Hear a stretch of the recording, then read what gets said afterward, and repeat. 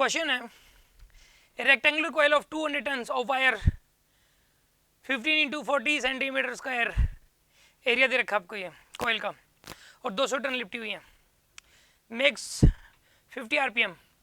देखो जैसे कि वो होता है ना जो जनरेटर होता है, जैसे तो जनरेटर होता है डायनमो, उसके अंदर आर्मेचर कोयल होती है ये वाली, उसके ऊपर इस तरीके से वायर लिपटी हुई है, ऐसे ये ऐसे वायर लिपटी हुई है। और ये जो वायर लिपटी हुई है ना, इनकी संख्या कितनी है यहाँ पे 200 टन से, 200 टन से। और एरिया दे रखा आपको, एरिया दे रखा है 15 इंटू 40 इंटू 10⁻⁻⁴ मीटर स्क्वायर आ जाएगा। सेंटीमीटर स्क्वायर दे रखा था तो 10⁻⁻⁴ कर दिया ताकि मीटर स्क्वायर में कन्वर्ट हो जाए। 50 आरपीएम यानी फ्रीक्वेंसी दे रखी है आपको 50 हर्ट्ज की आएगी 50 आरपीएम। अब यानी ओमेगा कितना हो जाएगा, देखो जैसे कि ओमेगा क्या होता है बताइए, 2π/t होता है ओमेगा, ओमेगा होता है 2π/t और 1/t को न्यू लिख सकते हो, nu omega is equal to 2π nu होता है, 2π न्यू। न्यू की वैल्यू 50 है तो 100π हो जाएगा, ये न्यू की वैल्यू 50 तो 100π हो जाएगा। ओमेगा की वैल्यू होगी 100π, ठीक है। Omega is equal to 2π nu होता है और न्यू की वैल्यू 50 तो 100π हो जाएगा, ये ओमेगा भी आ गया। और magnetic field intensity, magnetic field की वैल्यू दे रखी है आपको, मैग्नेटिक फील्ड दिया हुआ है 0.08 वेबर पर metre square, this is the magnetic field. What are the instantaneous values of induced EMF when the plane of the coil makes an angle with the magnetic field of, ये magnetic field और plane of coil के बीच का angle है।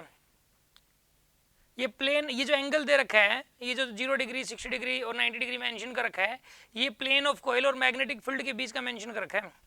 ये लेना होता है लेकिन मैग्नेटिक फील्ड और एरिया वेक्टर के बीच का, और जो एरिया वेक्टर है वो प्लेन ऑफ कोयल के परपेंडिकुलर होता है। तो जब इसमें 0 मेंशन करे तो 90 आएगा, उसमें 60 मेंशन करे तो 30 लेना है और 90 मेंशन करे तो 0 लेना है।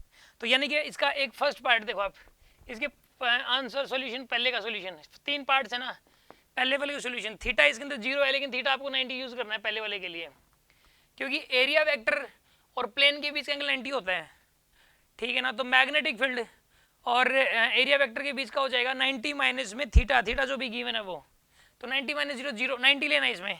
तो इस केस के अंदर आप यूज करोगे इंड्यूस्ड ईएमएफ का फॉर्मूला क्या होता है, ई इंड्यूस्ड होता है NBA omega sine omega T, यही होता है। अब इस केस के अंदर ऐसा करो, जो साइन ओमेगा टी की जगह आप थीटा ले सकते हो आप यहाँ पे, ठीक है ना। ओमेगा टी की वैल्यू थीटा होगी एक प्रकार से, आप ये कह सकते हो आप यहाँ पे। तो एन की वैल्यू कितनी यहाँ पे, एन है यहाँ पे 200, मैग्नेटिक फील्ड कितना है यहाँ पे 0.08, एरिया कितना है यहाँ पे 15 इंटू 40 इंटू 10⁻⁻⁴, ये एरिया आ गया। और ओमेगा कितना है इसमें, ओमेगा 100π है, ओमेगा इज 100π, और साइन 90 कितना हो जाएगा 1, साइन 90 1 हो जाएगा। तो आंसर आ जाएगा यहाँ से। जब आप इसको सोल्व करोगे, सोल्व कर ही लेते हैं इसको आखिर। इसके अंदर देखो आप एक काम करो, इसके अंदर ये 2 0 है ना, तो ये 8 बन जाएगा, सिंपल 16 हो गया ये, इंटू 15 इंटू 40, ये 100 है ना, ये 10⁻⁻² बन जाएगा और पाई ये आ जाएगा आपके पास। अब ऐसा करो, आप इसको मल्टीप्लाई करना पड़ेगा आपको। 15 इंटू 16 कितना होता है बताइए, 225, नहीं कितना आएगा बताइए, 15 इंटू 16 250 आ रहा है, 240 आ रहा है, 240 इंटू 40 इंटू 10⁻⁻² पाई, तो ये हो जाएगा 24 इंटू 4 पाई, ये 2 0 10 96 पाई आ जाएगा, ये इंड्यूस आ जाएगा 96 पाई। तो एक भी मैच नहीं कर रहा है इसके अंदर। आंसर क्या है 1.6 पाई दे रखा है, तो आंसर तो मैच नहीं कर रहा है इसमें। अच्छा आरपीएम है ये, सॉरी आरपीएम है नहीं है, आरपीएम है तो ओके, ये 50 दिस आरपीएम है, तो इस केस के अंदर ओमेगा रेडियन में कन्वर्ट करोगे 2π/, रोटेशन पर मिनट दे रखा है ये, ओके इसमें मैंने मिस्टेक कर दी ओमेगा निकालने में, रोटेशंस पर सेकंड नहीं है ये, these are the rotations per minute. New जो दे रखा है ये 50 रोटेशन एक सेकंड में नहीं लगे भाई, ये जो यहाँ पर लगे हैं ये 50/60 रोटेशन लगे, न्यू की वैल्यू 50/60 है, तो 0 0 कैंसिल, यहाँ पर कितना आ जाएगा ये 5π/3 ओमेगा की वैल्यू। देखो इस केस के अंदर यहाँ पर ये दे रखा था 50 RPM रोटेशन पर मिनट 50 रोटेशन लग रहे हैं, लेकिन हमें देखना होता है जो न्यू होता है, न्यू देखो ओमेगा होता है 2π न्यू, इसमें तो कोई डाउट नहीं है, तो मैंने सही बताया था, लेकिन इसमें जो न्यू लेना होता है ये रोटेशन पर सेकंड लेना होता है, रोटेशन पर सेकंड, इसी को फ्रीक्वेंसी बोलते हैं।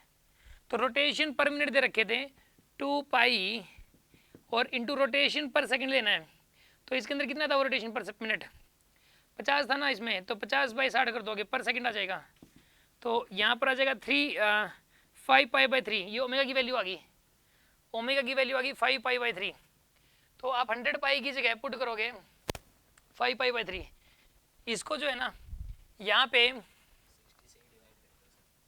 पूरे को 60 से डिवाइड कर देना, यहाँ पर 100π में नहीं शुरू सोली कर लेते हैं यार, ठीक है ना, ताकि कोई कन्फ्यूजन ना बचे। ये ठीक है, बी ठीक है, एरिया ठीक है, बस फर्क था ओमेगा का, ओमेगा कितना था 5π/3 इंटू 1।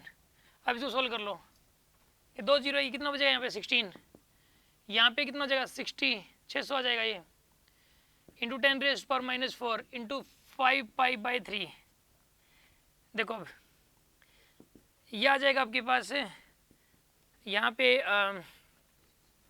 3 है ना, ये 200 आएगा, ये 32 इंटू 10⁻² हो जाएगा, ये 2 0 10⁻⁴ है इंटू 5π, तो यहाँ से आएगा अब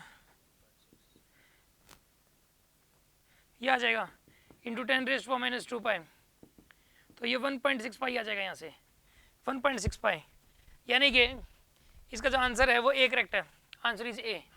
पहले वाले का जो सोल्यूशन हो गया उसका आंसर ए है। अब दूसरे वाला आसान है सोल्व करना, उसमें सिर्फ थीटा की वैल्यू चेंज करनी है, इसमें तो साइन थीटा की वैल्यू 1 थी, दूसरे वाले में साइन 30 डिग्री लेना है सेकंड के पार्ट के लिए, साइन 30 कितना होता है 1/2, तो इसको 1/2 से ही मल्टीप्लाई करना है बस, 0.8 आ जाएगा।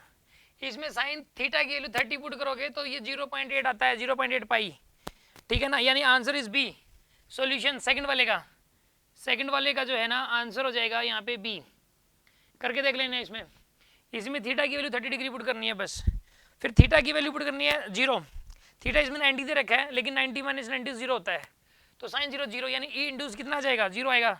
थर्ड वाले के आंसर में आंसर क्या आएगा, थर्ड वाले का 0 आएगा, 0 का मतलब सी, आंसर इज सी। हाँ जी, कोई डाउट है किसी के मन में, समझ आ गया होगा आपको ये? यस, यहाँ पे फॉर्मूले में डालने के लिए इसका क्वेश्चन ये है क्या, फॉर्मूले में डालने के लिए क्या 90 में से सब्ट्रैक्ट कर रहे हैं, इसका आंसर है यस 90 में से सब्ट्रैक्ट कर रहे हैं। क्यों? क्योंकि यहाँ पर ये जो एंगल दे रखा है ये प्लेन के साथ दे रखा है, ना कि एरिया वेक्टर के साथ। अगर ये कहता है कि एरिया वेक्टर के साथ एंगल है फिर फिर 90 में से माइनस नहीं करते, फिर हम समझ आ गया होगा आपको ये।